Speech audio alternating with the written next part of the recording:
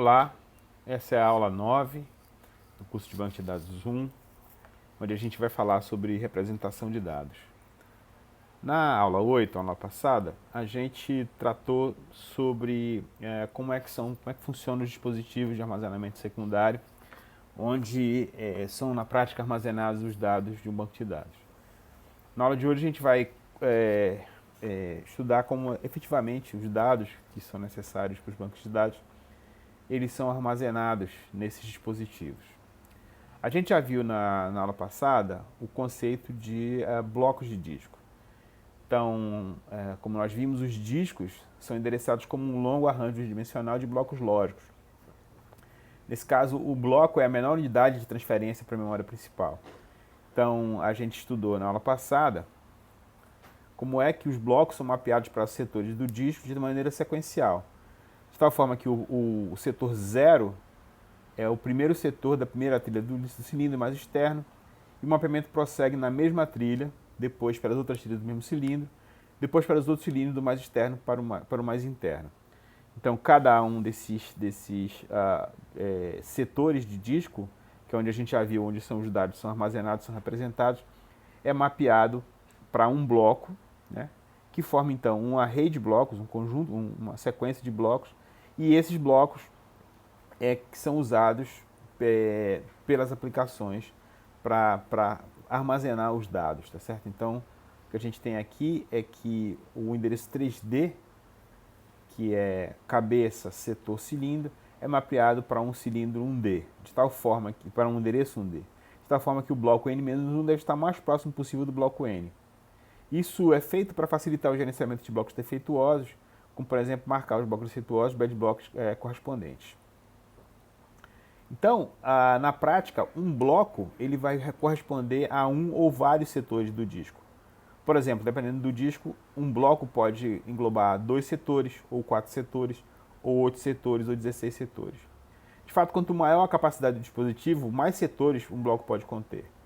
O número de setores por bloco é definido pelo sistema operacional de acordo com o padrão de formatação. Aqui tem 2 exemplos que eu peguei em 2 discos, por exemplo, nesse caso, nesse disco, que é o disco onde está armazenado a partição raiz do meu computador aqui, o tamanho do bloco para esse dispositivo é 4.096 bytes. Aqui eu coloquei um disco externo e dá para ver que o tamanho do bloco aqui é 512 bytes. Então o tamanho do bloco vai variar de acordo com o dispositivo, de acordo com o sistema operacional e o padrão de formatação. E pode englobar vários setores, ou pelo menos um setor, mas vários setores. Então, para ficar bem claro, recapitulando aqui, os blocos do disco são mapeados, os setores do disco, desculpa, cada setor do disco, então, esses setores aqui, que a gente está vendo, eles são mapeados para os blocos lógicos que vão ser usados pelo sistema operacional para armazenar os dados que a gente está interessado em usar. Bom, dando uma visão geral do que a gente vai estudar aqui na aula de hoje, nós vamos trabalhar vários conceitos. Entre esses conceitos, o conceito de registros e campos. Um registro é uma coleção de itens, de dados que estão relacionados de alguma forma. E os itens, esses itens que são representados no registro, são chamados de campos. A gente tem 3 exemplos, né? Um registro A que tem 1, 2, 3, 4, 5 campos. Registro B que tem 1, 2, 3 campos. Registro C que tem 1, 2, 3, 4, 5 campos também. Notem aqui que o formato, o layout desse registro é diferente. E claro, varia de acordo com cada aplicação. Aqui tem 3 exemplos de 3 registros, onde a gente vai armazenar os dados nos campos. Depois a gente vai ver isso aqui com mais detalhe, esses conceitos. Também relacionados, e dando uma visão geral, estão os conceitos de arquivos e registros, né? Então, arquivos são coleções de registros do mesmo tipo. Os registros de um mesmo arquivo podem ter tamanho fixo ou tamanho variável, formato fixo ou tamanho variável. Formato fixo ou formato variável. Aqui dá para a gente ver exemplos de arquivos, né, onde eu tenho alguns registros, outro arquivo tem alguns registros, outro arquivo tem alguns registros. Dá para ver aqui que os registros do arquivo A, eles têm tamanho fixo, né, e formato fixo, todos eles têm exatamente o mesmo formato. Os registros do arquivo B, desse arquivo aqui, tem o mesmo tamanho, mas tem formato variável. E os registros do arquivo C tem tanto formato quanto tamanhos variados. A gente vai ver depois como é que essas coisas são implementadas na prática, que só estamos tendo uma visão geral. Também é interessante relacionar aqui os conceitos de blocos e registros. Os registros eles são alocados fisicamente nos blocos, né? De forma geral, podem haver registros de arquivos diferentes em um mesmo bloco. Então vamos, por exemplo, aqui ver esse bloco, né?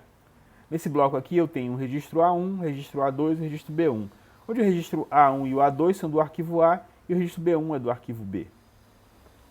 Da mesma maneira, no bloco 2 eu tenho registro do arquivo A, um registro do arquivo B e um registro do arquivo C, né? Então vejam que os conceitos de bloco e arquivo se superpõem, sendo que o conceito de arquivo é um conceito lógico, né? Onde a gente organiza os registros em arquivos logicamente. E o conceito de bloco é um conceito físico, né? Onde eu armazeno fisicamente os registros nos blocos. E lembrem-se, né, que a gente já viu logo atrás, que um bloco é um conjunto de setores. Então as informações dos arquivos são guardadas de fato em setores, mas a gente enxerga esses setores como blocos e eu posso ter registros de mais de um arquivo no mesmo bloco. Tá? Isso é uma possibilidade, não quer dizer que sempre seja assim, mas isso pode acontecer. Então, relacionando agora todos os conceitos, blocos, registros de arquivos e campos, os blocos armazenam os registros, esses registros são logicamente organizados em arquivos e os registros de um mesmo arquivo podem ter tamanhos, formatos diferentes ou iguais, dependendo do caso. Certo? Então isso foi para dar uma limpada geral aqui nos conceitos de bloco, registro de campos e como é que estão relacionados. E não esqueçam, né, que fisicamente, na realidade, blocos são conjuntos de setores do disco. Certo? Beleza. Dando uma limpada aqui nesses conceitos, a gente agora pode avançar. Pois bem, então, aprofundando agora sobre registros. Bom, como a gente já falou, registros são coleções de itens de dados relacionados, esses itens são chamados campos. Como a gente também já falou, as principais alternativas são registros de tamanho fixo ou tamanho variável e registro de tamanho fixo ou registro de tamanho variável. No caso de registro de tamanho fixo, o tamanho do registro obviamente depende da informação que está armazenada sobre o esquema ou a estrutura do registro, né? Isso envolve o número de campos, o tipo de cada campo, a ordem do registro e a semântica de cada campo. Nesse caso, esse esquema ou estrutura é armazenada na forma de metadados no banco de dados, não é? Isso pode ser tanto no catálogo ou dicionário, conjunto de metadados, e é armazenado de maneira separada e não com o registro. Quer dizer, eu tenho os metadados e os dados armazenados de forma separada, certo? Então vamos ver um exemplo aqui, simples, de um registro de tamanho fixo, onde eu tenho 3 campos, matrícula, que é representado como um inteiro de 2 bytes, um nome, uma string de 10 caracteres ou 10 bytes,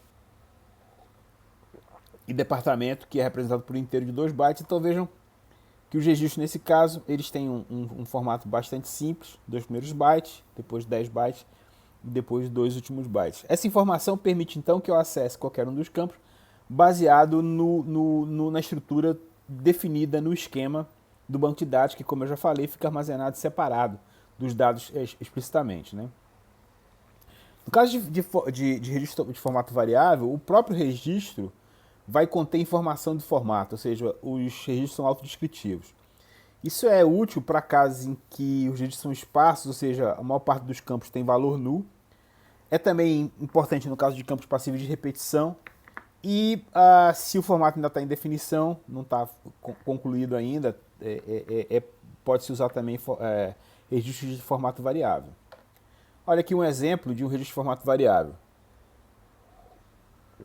Nesse caso aqui, eu tenho no começo do registro a informação de quantos campos tem esse registro. Então, um cabeçalho do registro que diz quantos campos eu tenho, nesse caso 2. Daí, para o primeiro campo, eu tenho um código de campo que diz, por exemplo, que essa informação aqui é a idade, por exemplo, né? Eu tenho a informação do tipo, que é inteiro, e só aí eu tenho o campo de fato, né? Que nesse caso tem o valor 46, o valor do campo. Aí no segundo campo, já que são dois, esse aqui é o primeiro, então tem o segundo, código do campo 4, né? Tipo string, tamanho da string 4. Então eu tenho os 4 aqui. Então vejo que além do código de campo e do tipo, né, eu tenho também aqui o tamanho que é necessário. Então vejam que além a informação em si do registro gasta, nesse caso, 1, 2, 3, 4, 6 bytes, né? 6 bytes. Enquanto que a meta-informação, ou seja, a informação sobre o formato, gasta 1, 2, 3, 4, 5 bytes. 6 bytes também, né? Então vejam que a flexibilidade trazida para o registro de formato, tamanho variável, ela tem um preço que eu ter que armazenar para cada registro a informação da sua estrutura do seu esquema. Uma observação é que ao invés dos códigos de campo, por exemplo, 5, 4 aqui, eu poderia usar uma string para descrever o campo. Nesse caso, essas strings são chamadas de tag, é isso que vocês, por exemplo, vão ver quando armazenam estruturas como XML ou JSON. Eu tenho tags que descrevem os campos, certo? Bom, uma outra situação onde a gente vai ter registro de tamanho variável é quando eu tenho campos que têm repetição. Nesse exemplo aqui, eu estou mostrando o caso de um registro de funcionário que pode ter um ou mais filhos. Tem algumas opções. A primeira coisa é ter tamanho fixo, ou seja, os campos não utilizados são desperdiçados. Então eu tenho aqui, por exemplo, o funcionário José, filho Maria, filho Juca, ele não tem um terceiro filho, então esse espaço destinado ao terceiro filho é desperdiçado. Ou eu posso ter um cabeçalho onde eu digo, olha, esse registro tem 3 campos, o funcionário, filho 1, filho 2, eu não tenho filho 3. A única coisa que eu estou desperdiçando aqui é esse metadado que não tem aqui no caso de tamanho fixo, né? Então, alternativas para implementar campos com repetição. Uma coisa que é importante dizer é que, apesar de eu estar dando aqui essa informação sobre como é que a gente implementa campos com repetição, vejo que no modelo relacional a gente não tem no modelo relacional clássico, né, a gente não tem esse recurso de campos com repetição, embora vários SGBDs, como o próprio PostgreSQL, ele implementa esse recurso, tá certo? Mas que não é, digamos, nativo do modelo relacional clássico. Bom, outra opção é a gente implementar variações em registros usando o recurso de record type. A ideia aqui é que eu vou incluir um metadado no registro onde tem um tipo que aponta para o esquema do registro no catálogo. Então eu posso ter vários esquemas para os registros do mesmo arquivo, né? Em vez de um só. Então eu vou ter, por exemplo, nesse caso aqui, ó, o primeiro metadado aqui desse registro é o tipo do registro, que é 5. E aí eu posso olhar lá no catálogo e ver a estrutura que vai estar descrita aqui para frente. Também posso botar o tamanho do registro, nesse caso eu coloquei 27. Né? Vejam que esses bytes do cabeçalho, né, do registro, eles ocupam também os bytes iniciais. Eu posso ter outros aqui, timestamp, de criação, de modificação, etc. Posso acrescentar isso ao registro da maneira como eu quiser. Tá? Então a diferença desse tipo de implementação para a implementação que a gente viu com metadados de descrição completa é que a gente pode ter aqui uma descrição do que tem no registro através de vários esquemas diferentes para o mesmo arquivo. Né? Bom, também posso ter formatos híbridos, onde parte do registro é fixa e parte variável. Por exemplo, nesse caso, esses 3 campos são fixos, eu posso olhar no esquema, e depois eu tenho 2 campos variáveis, onde eu tenho aqui as tags descrevendo quais são os dados que eu tenho aqui envolvidos. Né? Então, nesse exemplo aqui, todos os funcionários têm matrícula, outros campos variam, matrícula é o nome do departamento, então matrícula é o nome do departamento, e outros campos podem variar, que são esses aqui. Então, nesse caso, é a implementação de um formato híbrido para a implementação de registros. Bom, na realidade, eu posso ter vários outros formatos. Vamos ver aqui 2 exemplos que são muito comuns. Nesse exemplo aqui, eu tenho cabeçalhos de campos. Então vejam, o cabeçalho principal do registro me diz que eu tenho 3 campos, esse e esse, certo? E a primeira informação de cada campo me diz qual é o comprimento do campo. Então, aqui eu sei que eu estou começando um campo de 10 bytes, que é esse F1. Quando termina, eu estou começando um de 5 bytes, que é o F2. Quando termina, eu estou começando um de 12 bytes, que é o F3, por exemplo. Que é o comprimento do próximo campo, então, está armazenado aqui. Então, varrendo, né, lendo esse registro, eu consigo interpretar como é que eu vou fazer a leitura dos campos desse registro. Uma outra maneira é a gente armazenar aqui no cabeçalho o número de campos, né, 1, 2, 3, o tamanho total do registro, né, então ele vai ocupar todo 32 bytes, e aqui eu tenho o deslocamento, ou offset, de cada campo no registro. Então, por exemplo, o campo 1 começa no byte 5, o campo 2 começa no byte 15 e o campo 3 começa no byte 20. Né? Então, nesse caso aqui, eu armazeno no cabeçalho o offset. Né? Então, tem várias maneiras de implementar. Essas são, então, algumas maneiras de implementar registros de tamanho variável. Lembre-se que no caso de tamanhos fixos, né, eu não tenho esse problema, porque basta interpretar, basta olhar no esquema como que é o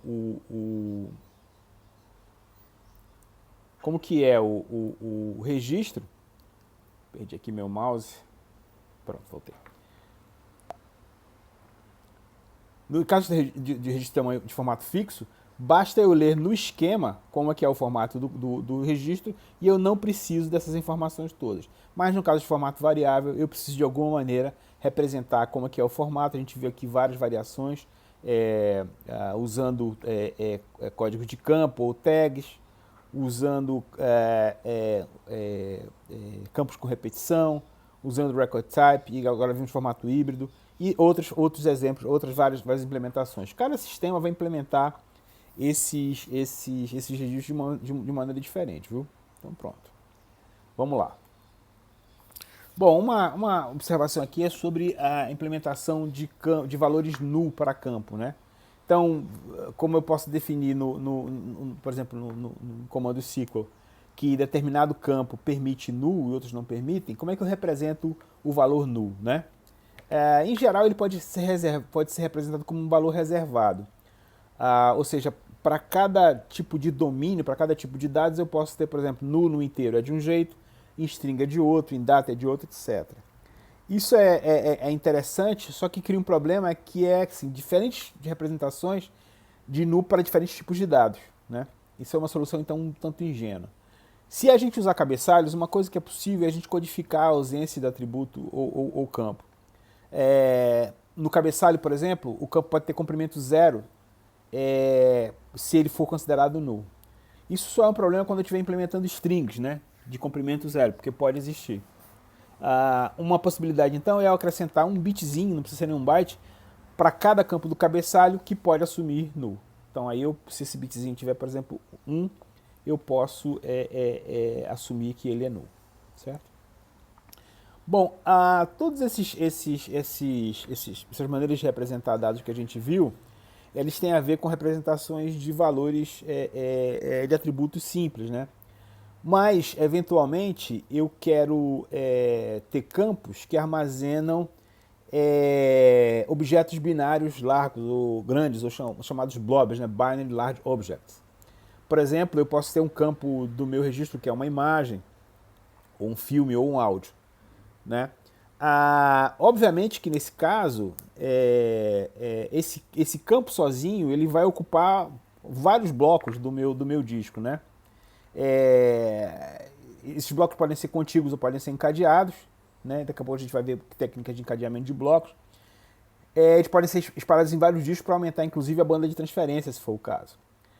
Uma alternativa que é muito usada é armazenar os blobs não no banco de dados, no próprio registro, mas armazenar em arquivos externos ao banco de dados. E o que o meu registro vai ter não é o valor do blob, né? ou seja, a sequência de bytes que representa o blob, mas um apontador no registro para esse arquivo, né? Uma possibilidade. Bom, quais são as vantagens e desvantagens de cada maneira? De cada maneira de representar. Se eu apresentar no banco de dados, a manutenção das propriedades de consistência, as propriedades ACID, que a gente já mencionou aqui no curso e vai falar sobre elas na terceira parte do curso com mais detalhe, elas são mantidas, né? Também eu tenho a vantagem de portabilidade, porque eu posso levar para qualquer sistema um banco de dados inteiro e vai o blob junto. Todos os recursos de controle de acesso ao banco de dados também são herdados no caso dos blobs. Eu também, claro, por ter o próprio SGBD cuidando de tudo, é melhor gerenciado e eu posso até indexá-lo se for o caso. Externamente o DB, isso vai ser potencialmente mais eficiente, porque o armazenamento desses blocos não vai concorrer com o armazenamento dos outros dados comuns do banco de dados. O banco de dados vai ficar, obviamente, menos carregado. Eu não preciso necessariamente do SGBD para manipular esses dados, eu posso manipular externamente. E, por exemplo, se for usar em aplicações web, eu posso até usar caches separados para esses blobs, certo? Então são vantagens da representação de blobs, né, externamente ao banco de dados. Bom, a gente falou aqui de técnicas mais ou menos fundamentais, mais ou menos simples para a representação de registros. Mas é óbvio que a gente pode complicar bem mais isso. Por exemplo, a gente pode fazer compressão. A compressão pode ser dentro do próprio registro, ou eu posso comprimir vários registros para representar os meus dados. E, eventualmente, se for o caso, eu posso também encriptar, né? Isso também pode acontecer, existem aí várias maneiras de fazer isso. A gente não vai mencionar nada disso aqui, mas essas técnicas são complementares, são ortogonais às que a gente viu até agora. Bom, agora que a gente já viu como é que registros são representados, as várias alternativas, agora vamos conversar um pouco sobre como é que a gente vai alocar os registros nos blocos, né? Então lembrem-se que o que a gente viu no comecinho da aula é que os registros eles são alocados fisicamente nos blocos de disco, certo? E o conjunto de registros de um determinado arquivo pode envolver vários blocos, né? Um arquivo pode estar... Então, o conjunto de registros de um arquivo pode estar armazenado em vários blocos e é possível, inclusive, armazenar registros de arquivos distintos no mesmo bloco. A gente viu isso no comecinho aqui dessa aula. Mas agora vamos ver como é que a gente aloca os registros nos blocos. Primeira coisa é a seguinte, a gente precisa separar os registros, né? Dentro de um bloco, onde é que o registro termina e onde é que começa o outro. Bom, tem várias opções. Se o registro tem tamanho fixo, né? Eu não tenho, então nesse caso aqui, por exemplo, eu tenho um bloco, né? Onde eu quero armazenar os registros R1, R2, R3. Então, um bloco é uma sequência de bytes, né? Uma sequência de bytes. Então, como é que eu sei que em determinado registro, em determinado bloco, o registro 1 terminou e começou o 2? Uma maneira simples é estabelecer que os registros têm tamanho fixo. Então, por exemplo, no byte 0 começa o R1, no byte, sei lá, 1000 começa o R2, no byte 2000 começa o R3. Então, isso é super simples de implementar, basta contar o número de bytes lidos, aí eu consigo andar pelo meu registro, né? Ler os meus registros no bloco. Lembre-se, esse bloco ele é trazido para a memória, né? E aí eu posso fazer isso em memória. Não existe fazer isso em disco, lembrem-se sempre disso, tá? A interpretação dos registros no bloco é feita quando o bloco é trazido para a memória. Daqui a pouco a gente vai falar um pouquinho mais sobre isso. Se os blocos não têm tamanho fixo, uma coisa que eu posso fazer é usar marcadores para indicar quando é que um registro começa e o outro termina. Aliás, como é que o registro termina e o outro começa. Então eu posso usar marcadores para isso, caso os registros não tenham tamanho fixo. Outra opção é a gente armazenar o comprimento ou o offset dos registros dentro de cada registro ou no cabeçalho do bloco, né? Vamos ver algumas opções aqui. Bom, antes disso, uma coisa interessante é como é que eu faço para organizar vários registros no bloco, né? Existem basicamente duas maneiras. Uma maneira é a alocação chamada não espalhada e a outra é espalhada. Na não espalhada, eu armazeno somente registros inteiros no bloco. Então, por exemplo, nesse bloco 1 eu vou armazenar o registro R1, R2, o registro R3, ele não cabe no que sobra, no que sobrou aqui do bloco 1. Então eu desperdiço, eu deixo faltando, deixo sobrando esse espaçozinho no bloco 1 e vou armazenar o R3 no bloco 2. Então R3, R4 e não, de novo não ocupo aqui o resto do bloco 2, simplesmente deixo passar, né? Outra maneira é eu não desperdiçar esse espaçozinho que sobrou aqui no bloco 1. Então, nesse caso, eu vou armazenar parte do registro R3 no bloco 1 e o que sobrou no bloco 2. E aí eu vou encadear, né, esses dois registros por um apontador, né? O que é esse apontador, pessoal? Esse apontador, ele é basicamente o endereço desse bloco no disco. Então eu represento o conteúdo do registro R3 e acrescento ao finalzinho um campinho extra que aponta, ou seja, tem o endereço do bloco onde o registro R3 continua, tá certo? Esse tipo de alocação, onde eu posso armazenar o mesmo registro parcialmente num bloco e no outro, é chamada espalhada. E no caso em que eu não tenho, isso não pode acontecer, ou seja, em que um registro deve estar integralmente contido num bloco, é a chamada alocação não espalhada que a gente está vendo aqui, certo? Então nesse caso aqui, então vejam, nesse caso, o tamanho aqui não tá em escala, mas dá para ver que como eu usei o bloco 1 para armazenar parte do registro R3, eu fui até capaz de armazenar um outro registro R5 no mesmo bloco aqui, tá certo? E aí eu uso aqui, mesma coisa, não desperdiço esse espaçozinho, guardo parte do R7 aqui, teria um apontador aqui para o bloco onde continua o registro R7, certo? Então, então é a alocação não espalhada e a alocação espalhada. Quais as vantagens aqui? Na alocação não espalhada ela é muito mais simples de implementar, eu não preciso me preocupar com esse apontador, mas ela vai desperdiçar espaço, né? Na espalhada é mais difícil de implementar e manter, porque toda vez que eu mexer no registro eu tenho que me preocupar com o pedaço que está em outro bloco, né? Eu vou ter o overhead do apontador, do endereço do próximo bloco, mas vejam que a alocação espalhada é inevitável se o tamanho do registro é o tamanho do bloco. Então, por exemplo, se eu tiver blocos de 512 bytes, se o meu registro tem mais do que 512 bytes, só tem um jeito, é implementar com a espalhada, não tem outro jeito, tá certo? Em geral, isso não acontece, tá? A gente pode na maior parte das aplicações práticas, a alocação não espalhada resolve bem. Vamos ver aqui um exemplinho da alocação não espalhada e o desperdício que ela causa. Vamos supor que a gente tem um arquivo e esse arquivo tem 1 milhão de registros de 2050 bytes, né? E vamos supor, só para ficar fácil nossa conta aqui, que esses registros são de tamanho fixo. Então, o espaço necessário para armazenar é 10 elevado a 6 vezes 2050, que dá 2,05 vezes 19, né? 2 bilhões aí de bytes para armazenar esses dados, certo? Suponho que no meu sistema, né, o tamanho do bloco é de 4.096 bytes, né?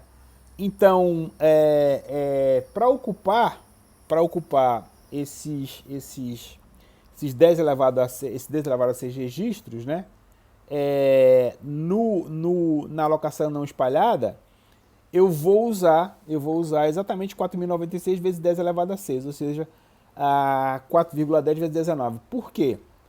Porque como cabem somente 4.096 bytes no meu bloco, eu vou conseguir armazenar um registro de 2050 e vai sobrar 2046, que não sobra espaço para armazenar o registro 2, que é 2050. Ou seja, eu vou sempre desperdiçar aproximadamente metade de cada bloco, né? Metade de cada bloco. Então a utilização do bloco, nesse caso, será somente de 50%.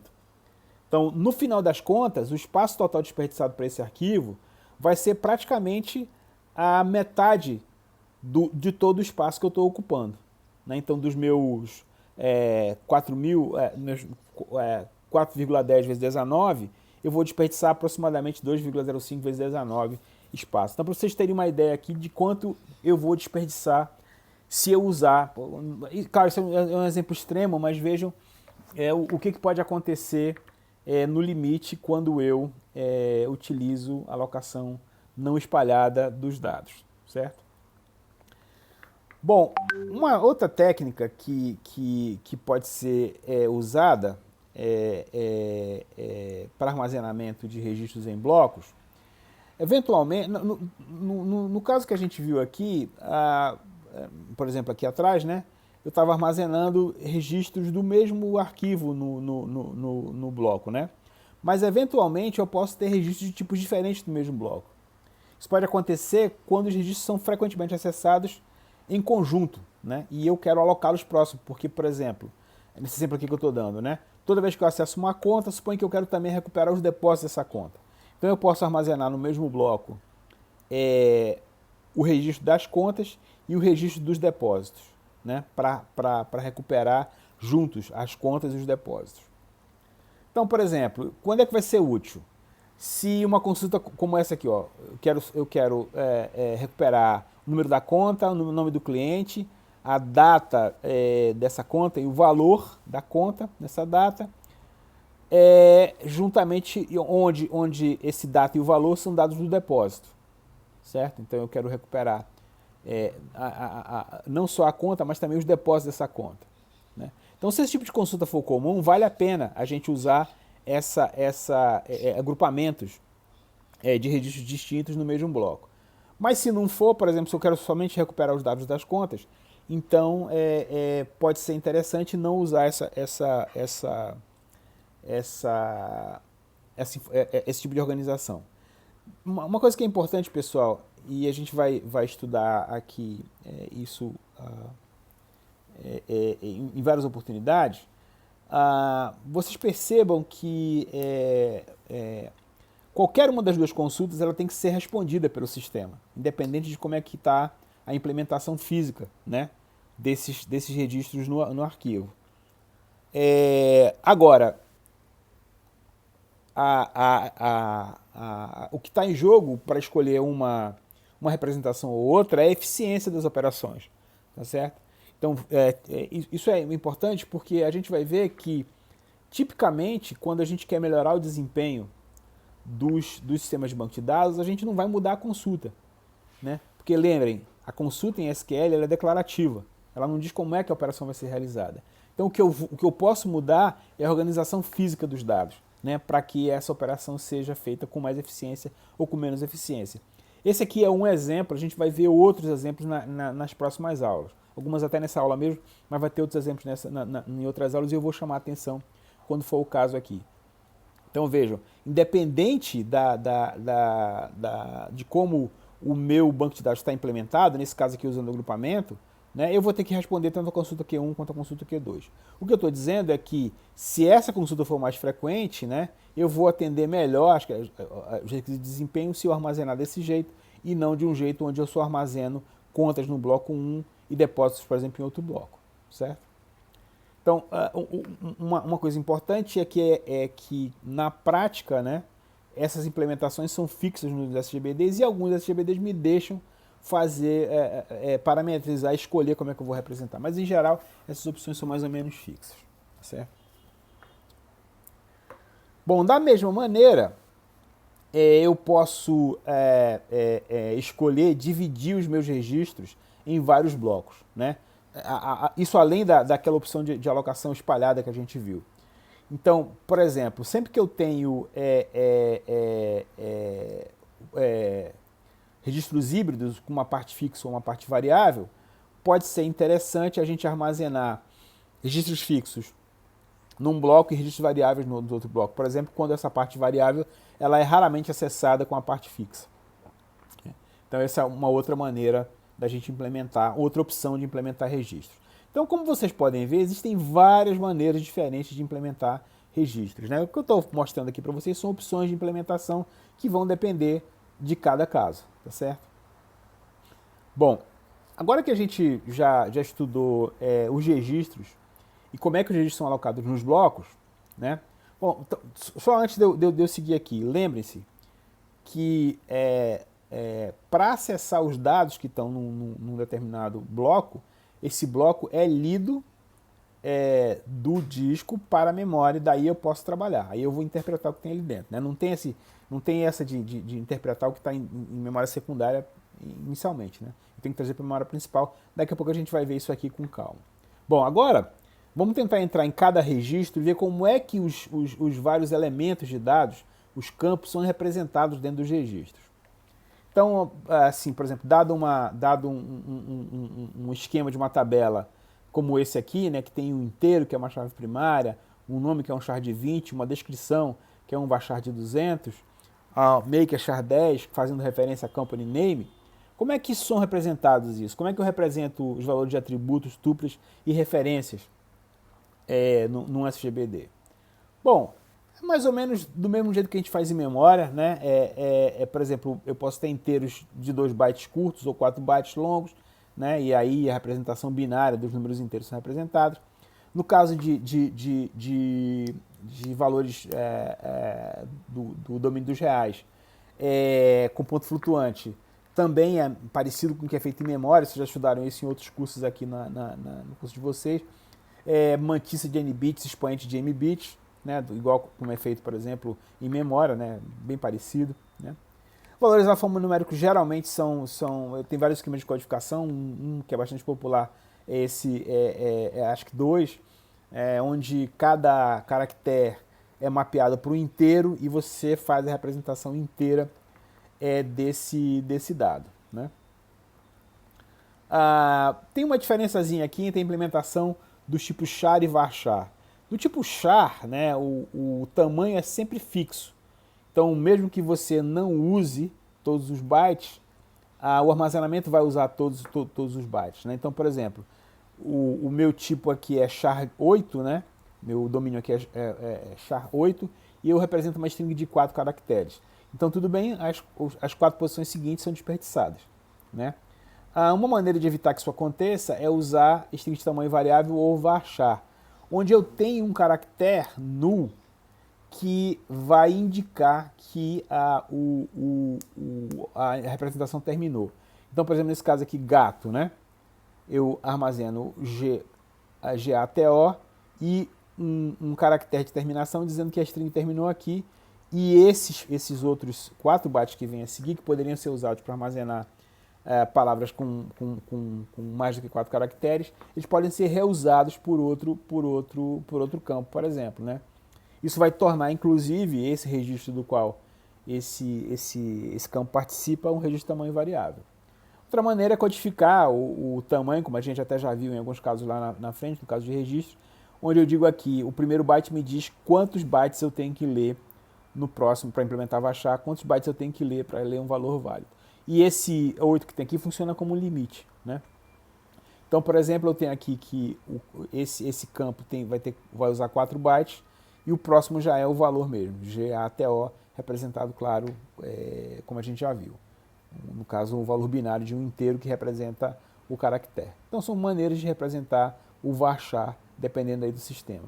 Então, existem várias opções, né, para representar valores alfanuméricos. Né? Por exemplo, aqui no nosso livro-texto, que a gente está usando, o livro lá o Complete Book, né? Os exemplos usam sempre n mais 1, né? Ou seja, o número n mais um caractere, mais um byte. O varchar também usa no limite n mais 1, mas os vários sistemas vão ter maneiras diferentes de representar. Por exemplo, o MySQL, no caso do char, ele usa n bytes. No caso do varchar, ele usa o comprimento mais 1, que é o do caractere terminador, ou comprimento mais 2 se tiver mais do que 255 caracteres. Então isso vai depender da representação de cada implementação. Isso a maneira de representar é sempre bom olhar na documentação de cada sistema. Tá? Bom, eu posso ter outros tipos, por exemplo, Boolean, que é muito utilizado, né, onde eu tenho um padrão de 1 byte com tudo 1 ou false para um padrão de 1 byte com tudo 0. Né? Eu posso também ter tipos enumeráveis, como eu tenho algumas linguagens, né? Por exemplo, aqui eu tenho um tipo que são as cores. Vermelho é o inteiro 1, verde é o 3, azul é o 2 e roxo é o 4. E eu guardo o padrão de bits responsável por cada um desses inteiros para representar cada cor dessa. O SGBD interpreta, porque quando eu defino o tipo enumerável eu consigo fazer essa interpretação. Eu posso ter datas e com várias opções, desde o inteiro, que tem o número de dias até de 1 de janeiro de 1980, até usar 8 caracteres, até usar 7 caracteres, se eu não quiser colocar o mês dentro dos dias. Né? Nesse caso aqui eu tenho os dias do ano, e nesse caso aqui tem os dias do mês do ano. Né? Tempo é a mesma coisa, eu posso ter um inteiro que é o número de caracteres desde do segundo 00000, ou eu posso usar caracteres, por exemplo, nesse caso aqui, 2 para a hora, 2 para o minuto, 2 para o segundo e 2 para a fração de segundo. Cada SGBD implementa, então, de uma maneira diferente. Observações. De modo geral, a gente tem basicamente duas formas de implementação: itens de tamanho fixo ou campo de tamanho fixo, itens de tamanho variável. Em geral, o tamanho é dado no início da representação, como a gente viu lá no caso lá do Varchar. Os tipos de dados eles estão todos presentes no catálogo na forma de metadados, e eles determinam como o padrão de bits deve ser implementado, né? Como que as operações do SGBD vão ler e escrever os dados, os padrões de bits que vão ser utilizados lá embaixo. Certo? Então isso basicamente é como são feitas as implementações dos itens de dados. Beleza. Até agora a gente viu então como é que são representados os registros, né? Como é que os registros são alocados nos blocos, como é que eles são organizados em arquivos, e agora vimos como é que os campos são implementados dentro dos registros. Agora a gente vai mudar um pouquinho de tópico, a gente vai falar sobre buffers, ou buffer pool, né? Isso é um conceito muito importante, muito importante, relacionado ao desempenho dos SGBDs, e a gente vai aqui tentar ir bastante devagar para explicar bem como é que funciona e precisa entender a importância que buffers e buffers pools têm para SGBDs. Bom, então vamos lá. O que são os buffers? De forma geral, isso não é só em SGBD, buffers são regiões de memória principal utilizadas para intermediar o acesso aos blocos de disco. Então a ideia é que as aplicações, ao invés de acessar diretamente o disco, isso não existe, né, na prática, as escritas e leituras são feitas no buffer. Então, primeira coisa para a gente lembrar, né, qualquer aplicação que roda no SGBD sempre faz acesso dos dados que estão armazenados no buffer, né? E os buffers, eles contêm cópias dos blocos que estão no disco, tá certo? Então, para que um determinado bloco de disco seja acessado, né, por uma aplicação, esse bloco ele é lido do disco armazenado em memória num buffer, tá certo? Uma coisa que é importante entender é que, principalmente nos SGBDs, a leitura de blocos e a escrita de blocos no disco, a partir do buffer, ela não é feita pelas aplicações, certo? As aplicações, elas sempre acessam o buffer. O SGBD tem um sistema de gerência de buffers que, de maneira independente, é responsável por sincronizar o conteúdo dos buffers e dos blocos de disco. Ou seja, quem dita a escrita e leitura de blocos de disco para o buffer não são as aplicações, né, mas esse processo independente que é o gerente de buffer do SGBD. Né? Por que se usar buffers? A ideia é que se uma sequência de acessos é feita aos mesmos blocos, somente um acesso ao disco seria feito para cada bloco. Né? Então, uma vez que eu leio um bloco do disco e armazeno no buffer, eu posso fazer vários acessos ao conteúdo daquele bloco que está no buffer, sem ter que ir no disco. Né? Então, isso é aquela ideia que a gente falou desde a aula passada, né? De evitar acessos ao disco que são caros, melhorando o desempenho geral e escalabilidade do sistema. Então, vamos sempre lembrar que acesso ao disco é muito mais caro do que acesso à memória. A gente viu isso com detalhes na aula 8. Né? E os buffers eles têm exatamente essa tarefa, essa ideia de melhorar o desempenho do sistema, intermediando o acesso ao disco. Então, uma coisa que é importante lembrar é que somente um subconjunto dos blocos podem estar no buffer em determinado momento. Né? Por exemplo, se eu tiver um banco de dados com 38 GB, né? Isso dá mais ou menos 10 milhões de blocos de 4 KB. Né? Então, um banco de dados com 38 GB dá mais ou menos aí 10 milhões de blocos de 4 KB. Né? Se eu tiver um buffer para guardar 1 milhão desses 10 milhões de blocos, ou seja, 10% dos blocos, esse buffer já vai ocupar aí 3,8 GB de RAM. Ou seja, é muita memória. Né? Muita memória para ser ocupada com um buffer. Né? Então, eu só vou guardar, né, 10% desses blocos. Eu só vou poder deixar no buffer 10% desses blocos. Os outros 90% vão ficar no disco. Tá certo? Então, a ideia é que se esses 10% de blocos eles são bastante acessados, né, eu não vou precisar ir no disco buscar os outros 90%. Né? Então, a ideia é como é que eu acerto aqui, entre aspas, os 10% que são mais usados. Tá certo? Bom, então os blocos eles são copiados para o buffer sob demanda. O que eu estou chamando de demanda? A leitura ou escrita em blocos pelas aplicações. Então, cada vez que uma aplicação ela vai fazer um acesso a um dado, a um item de dados que está no disco, esse item de dados está em algum bloco, esse bloco é trazido para a memória. Né? Enquanto somente os blocos presentes no buffer são demandados, eu não há operações de disco. Né?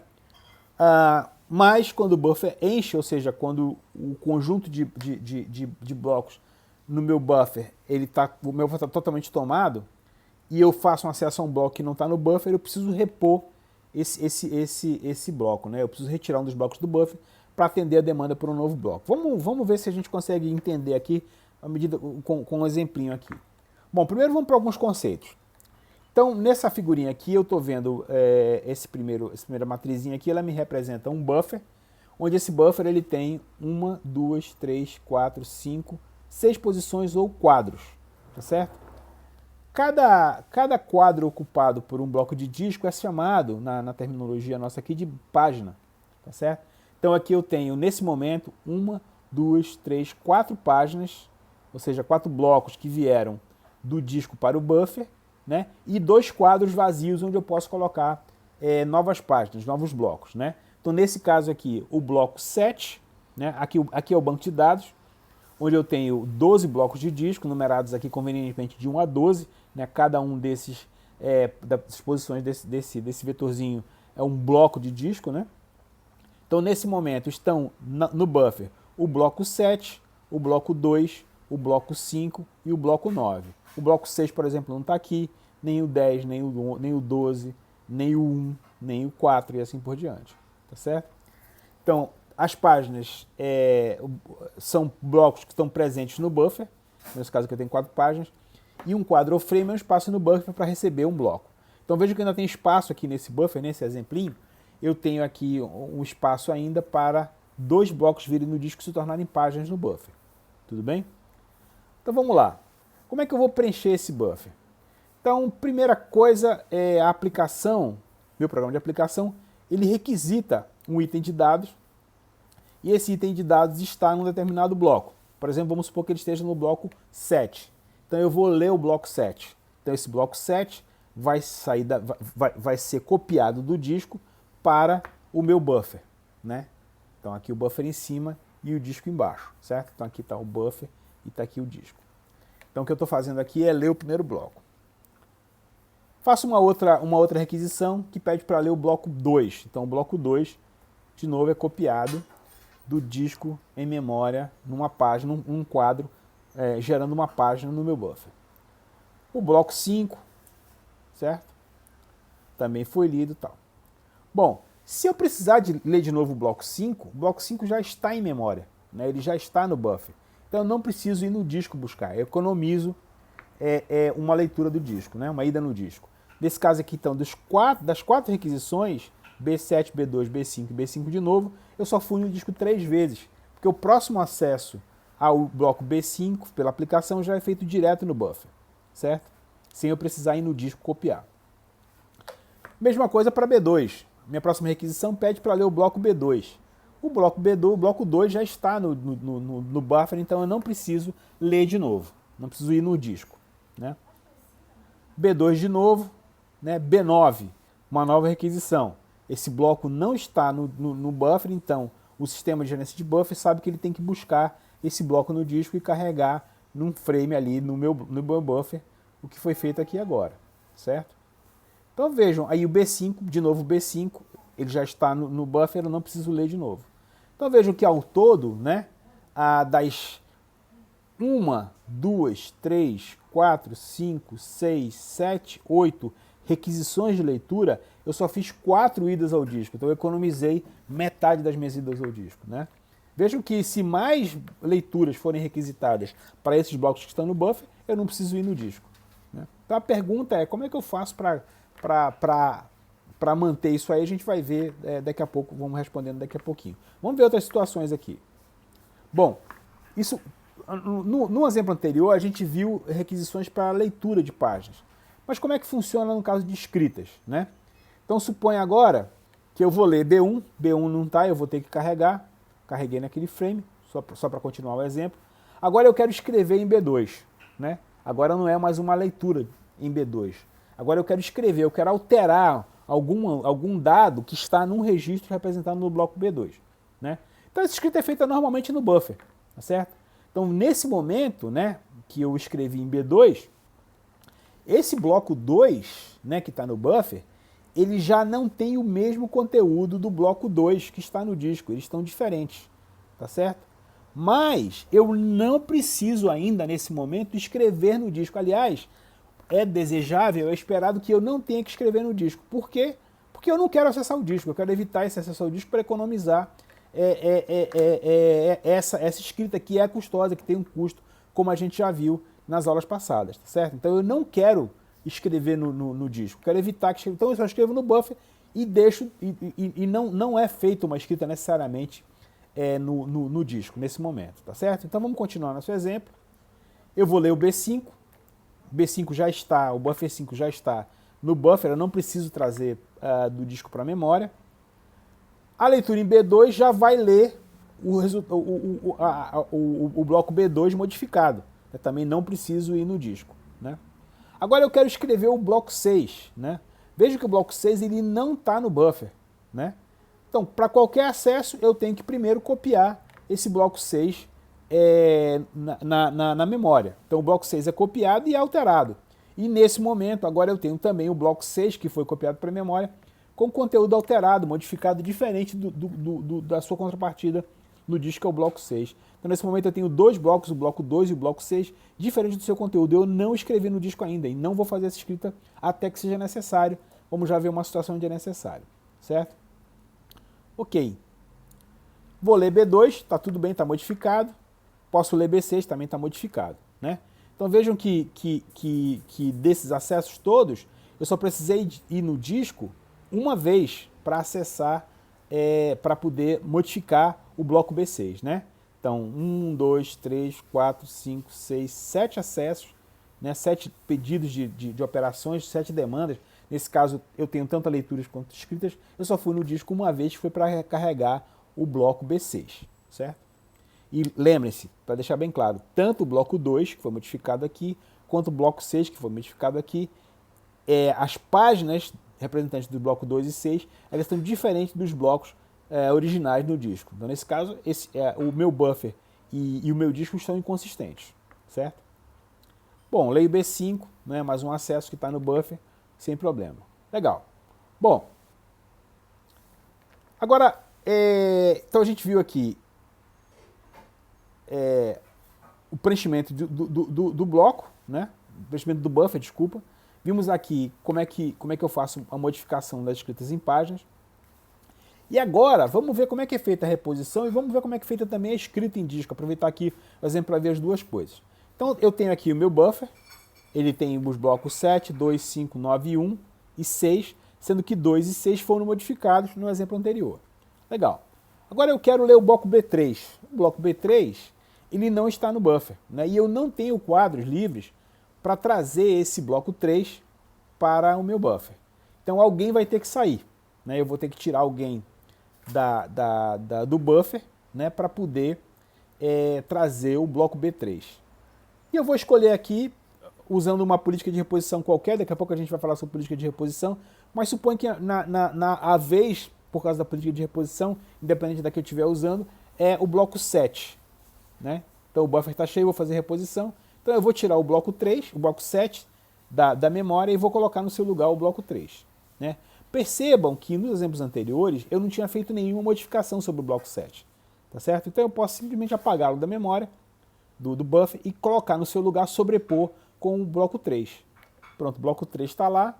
E agora os próximos acessos para o bloco 3 vão fazer com que a requisição seja feita atendendo diretamente do buffer, sem eu precisar ir no disco. Né? Agora eu quero ler o bloco 4. né, que também não está aqui, ele só está no disco, ele não está representado no buffer. Então eu vou ter que tirar alguém daqui, certo? Nesse caso, vamos supor que a minha política de reposição me diz que eu tenho que tirar o bloco 2. Seja qual for a política, daqui a pouco a gente vai ver quais são as políticas possíveis. Vamos supor que eu tenho que tirar o bloco 2. O que vai acontecer é que nesse momento, agora que eu vou tirar o bloco 2, que está diferente, somente agora é que eu vou escrever o bloco 2 no disco. Somente nesse momento é que eu preciso escrever. Vejam que eu adiei essa escrita durante muito tempo, né? Por que eu adiei? Porque eu quero evitar de ficar indo no disco, né? Então eu vou evitar ao máximo que isso seja feito. Agora sim eu posso atualizar o meu bloco de disco com o conteúdo do bloco 2, né? Já está lá. E agora eu posso carregar o bloco 4. Né? Vejam que se eu tiver um próximo acesso ao bloco 2, esse acesso vai ter que carregar o bloco 2 já modificado no buffer. Tá certo? O bloco 6, ninguém mexeu com ele ainda, ele está diferente ainda. Nesse caso, então, o bloco 2 foi atualizado, o bloco 6 não precisou ser escrito, continua lá. Certo? Então veja, com isso essa política ela evita que eu tenha que ir no disco frequentemente. Então vejam, uma coisa super importante, quando uma aplicação qualquer faz uma escrita em um item de dados do banco de dados, vejam que essa escrita ela não é feita necessariamente no disco, ela é feita no buffer.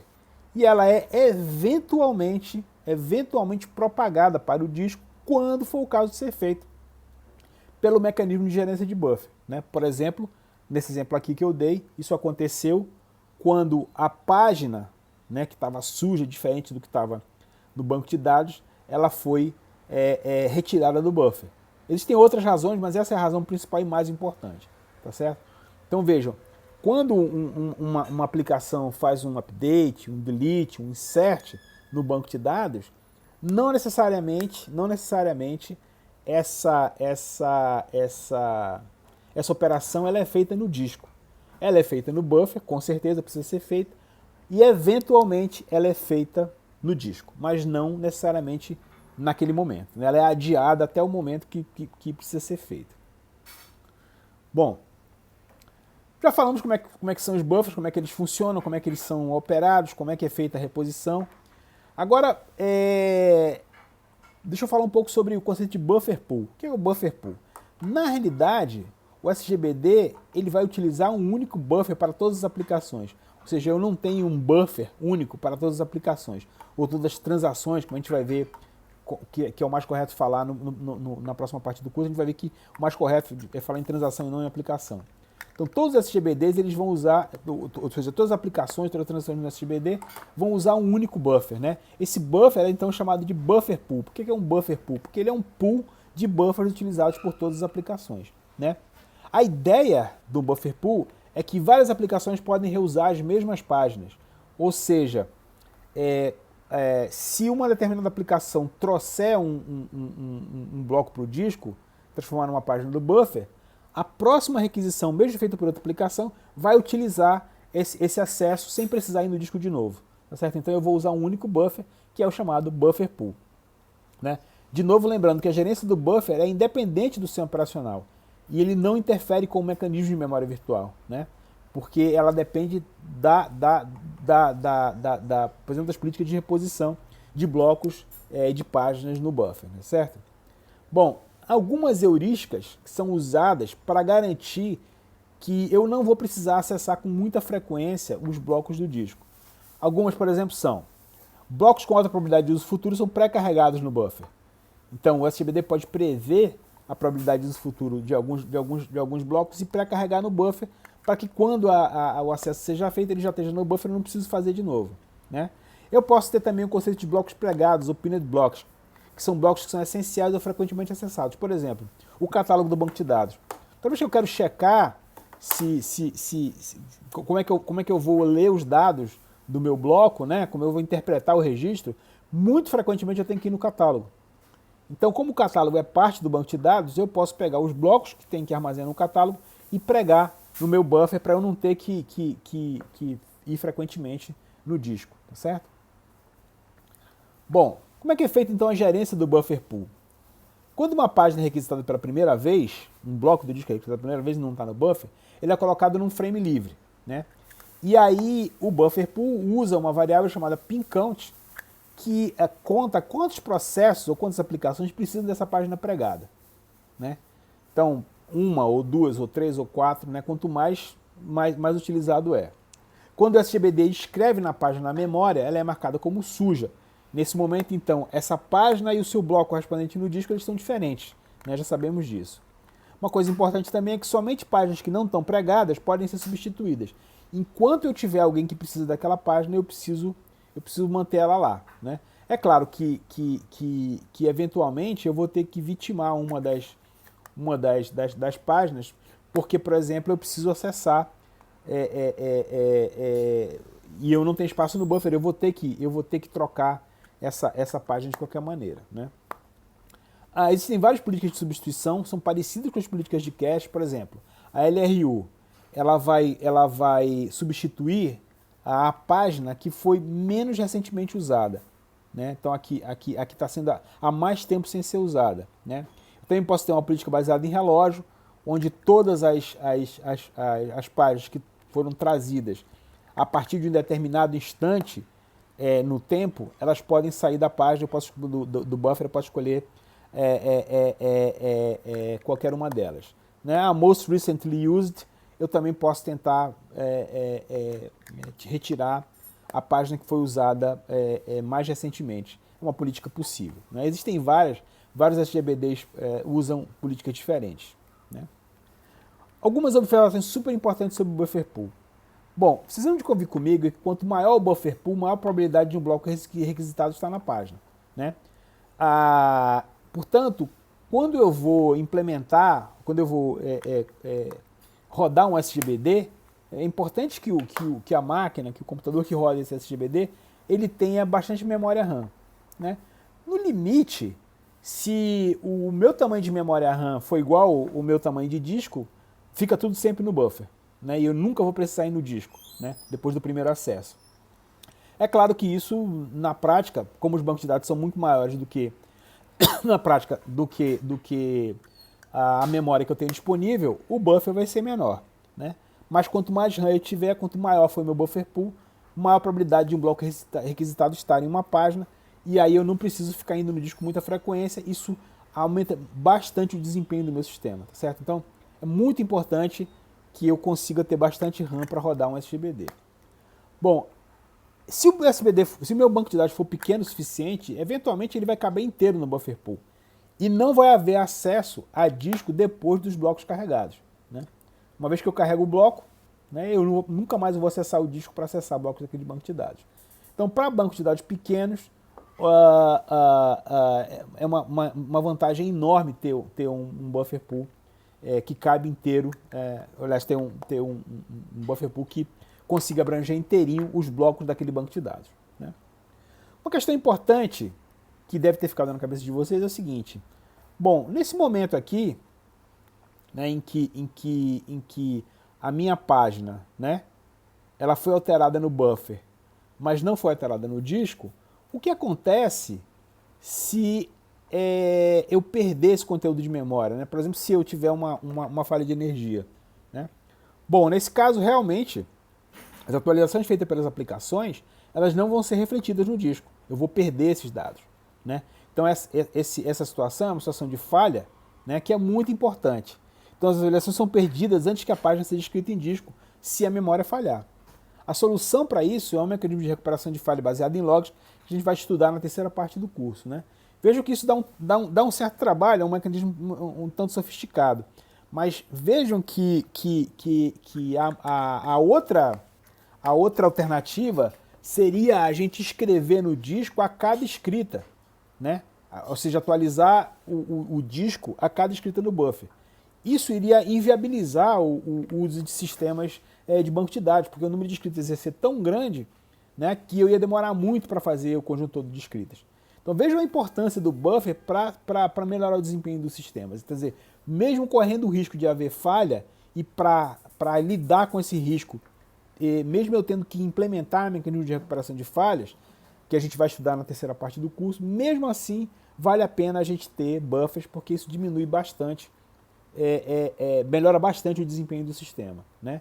vamos só lembrar sempre, né, a gente viu na aula 8 a diferença de tempo de acesso de memória principal para discos, mesmo que sejam discos SSD.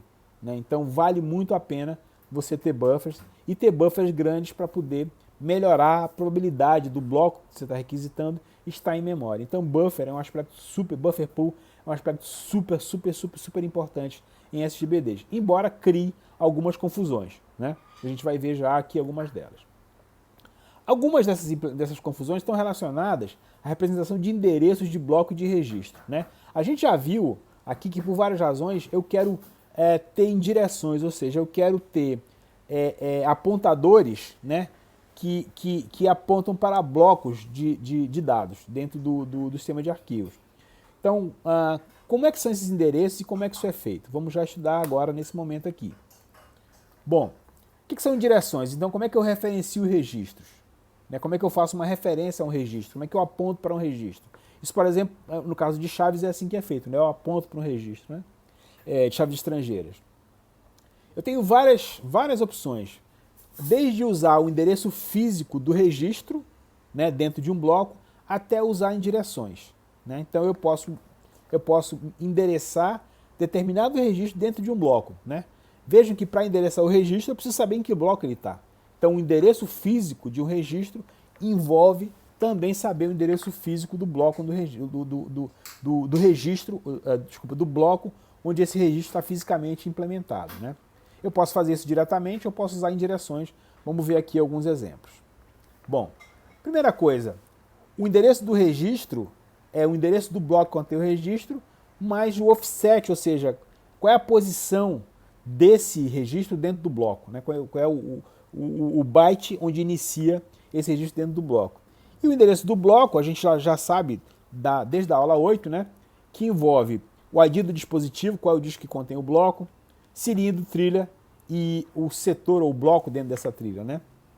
Então tudo isso então esse endereço do registro ele é grande desse sentido, né? Isso se eu quiser usar referências puramente físicas, né?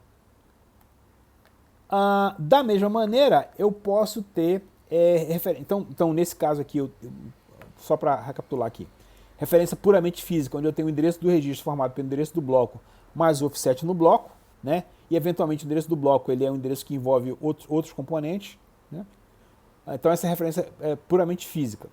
Agora, a referência totalmente indireta, né? Ao invés de usar como referência, como apontador, o endereço do registro e o endereço do bloco, eu posso ter um ID de registro, né? Que vai seguir uma codificação de bits qualquer, por exemplo, pode ser um inteiro, né? E eu vou ter um mapa que associa esse reg ID, esse ID do registro, com o endereço físico desse registro no disco. Né? Qual que é a vantagem do uso de indireção total nesse caso aqui? Flexibilidade para manipulação, por exemplo, a inserção e remoção de registros, basta mexer aqui nesse mapa, né? Agora eu vou ter um problema para manter essa indireção, né? Vou ter custos relacionados a essa indireção. Então a indireção é baseada num mapa que associa o ID do registro ao endereço físico desse registro no disco. Então olha só um exemplo aqui dos indireções dentro de um bloco, né? Então nesse bloco, né, eu tenho aqui um determinado bloco de disco e eu tenho armazenados nesse bloco os registros 1, 2, 3 e 4, né? Nesse exemplo, eu tenho um cabeçalho, né, que ao invés onde eu tenho os endereços, eu tenho uma tabelinha que mapeia cada um dos meus registros a um endereço físico dentro do bloco. Né? Então, por exemplo, o registro 1 começa aqui, o registro 2 começa aqui, o registro 3 começa aqui, o 4 aqui, esse espaço aqui está livre. Tá certo? Então, o comecinho do meu bloco, quando eu leio, ele tem um cabeçalho, e eu tenho os apontadores, né, as direções dentro do meu bloco. Quando eu leio o registro, eu posso achar, quando eu leio o bloco para a memória, eu posso achar os meus registros olhando aqui o deslocamento dentro do bloco.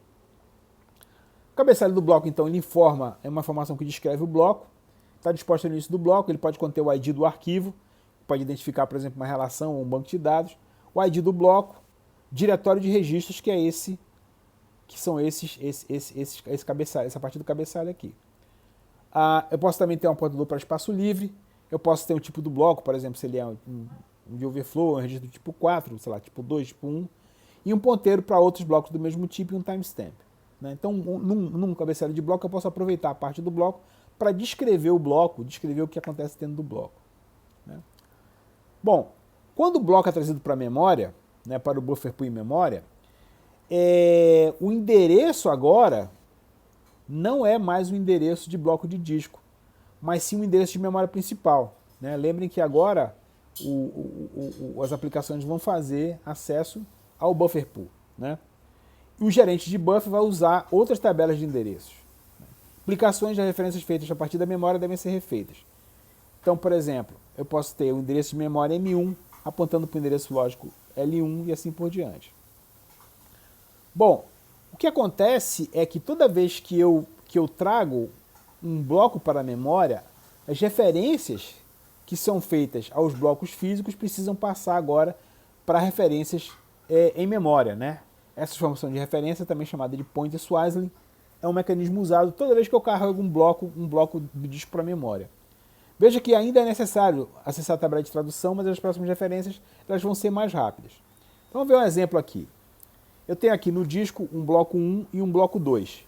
Né? E aqui na memória, no meu buffer, né, eu trago o bloco 2 para o disco. Tá certo? Olha só. Essa referência, esse apontador dentro do bloco 2, né, para ele mesmo, né, nesse caso aqui, essa referência era referência a um bloco de disco, né? No caso, o endereço do próprio bloco 2. Quando esse bloco foi trazido para a memória, esse pedacinho dele aqui, esse registro dele aqui, ele não está mais em memória principal, ele está no disco. Então essa referência aqui eu vou ter que transformar, certo? Agora, essa outra referência, né, que era feita do bloco 2 para o bloco 1, né, que está continua no disco, ela não precisa ser transformada, tá certo? Então essa referência que agora mudou de um bloco que veio do disco para a memória precisa ser refeita, mas essa outra não precisa ser refeita, certo? Então, esse mecanismo de refazer essas referências é chamada de point swazzling, foi feito aqui para o caso desse bloco, desse apontador, mas não para esse apontador aqui, continua o mesmo. Então, essa referência foi refeita e essa aqui não precisou ser refeita, tá certo? Por que precisou ser refeita? Porque eu trouxe esse bloco 2 do disco para a memória e agora eu vou me referenciar não a um endereço de disco, mas a um endereço de memória. Então, ela precisa ser refeita. Bom, como é que eu posso fazer isso? Uma coisa que eu posso fazer é de maneira automática, quando o bloco é lido para a memória, todos os apontadores que precisam de transformação são transformados. Então eu vou ter que, quando eu trago o bloco para a memória, né, eu vou verificar todas as indireções contidas nesse bloco e vou ver se o bloco que está sendo citado, né, nessa indireção, ele está em memória ou está em disco. Então eu vou ter que passar por todos os apontadores e verificar se o bloco que está sendo mencionado está em disco ou está em memória. Se estiver em memória, eu preciso fazer a transformação. Então isso seria a transformação automática. Outra maneira é a gente usar a transformação sob demanda. Toda vez que eu vou fazer um acesso àquela referência, né, eu verifico se a transformação foi feita, se o bloco sendo referenciado está em memória ou em disco. Se tiver em memória, eu faço a referência e a próxima já não preciso fazer mais, certo? Por isso que ela é feita sob demanda. Outra maneira é eu não transformar, né? Eu vou sempre usar a tabela de tradução de endereços para ver se o bloco que eu estou lendo está em memória ou em disco. Toda vez eu vou ter que refazer isso. As três maneiras são usadas, são implementadas, dependendo do sistema. A sob demanda, claro, é um meio de caminho entre a automática e a sem transformação e é bastante usada. Outra coisa que é importante lembrar é que quando os blocos retornam para o disco, eu tenho que desfazer a transformação. Né? Se aquele bloco 2, por exemplo, eu vou modificar e ele voltou para o disco, e eu tiver tido alteração, eu vou ter que refazer essa referência para me referir a um bloco de disco. Né?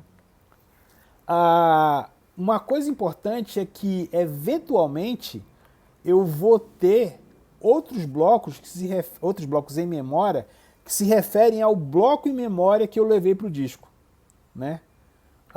Então, nesse caso, essa transformação ela pode ter que ser refeita também. Algumas soluções é eu não mandar de volta para o disco blocos que estiverem sendo referenciados por outros blocos que estão em memória. Então, ou seja, eu posso pregar esses blocos. Eu posso também manter uma lista de referência para esses blocos, né, onde eu vou procurar por blocos que voltaram para o disco. Né? Então, esse mecanismo de transformação de referência é super importante e é sensível para caramba na gerência de buffers.